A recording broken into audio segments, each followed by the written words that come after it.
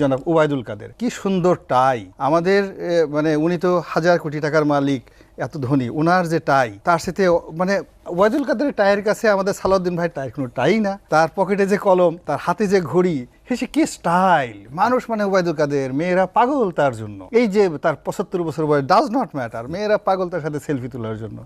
সেই মানুষ এখন কোথায় আছে, কিভাবে পালিয়ে আছে, কিভাবে কোন জায়গাতে শুয়ে আছে, একমাত্র আল্লাহ রাব্বুল আলামিন জানে। তো এই হলো রাজনীতির নেতিবাচক দিক।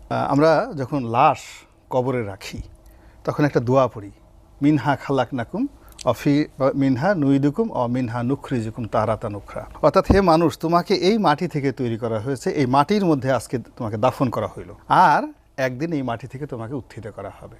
আফসোস যে এই দোয়া পড়ে আমরা রাখি, কিন্তু আমরা একবার জিনিসটা স্মরণ করি না। দেখুন, এই চেয়ারে বসে খালেদা জিয়ার পতন হয়েছে, এই চেয়ারে বসে তারেক জিয়ার পতন হয়েছে, এই চেয়ারে বসে এরশাদ সাহেবের পতন হয়েছে।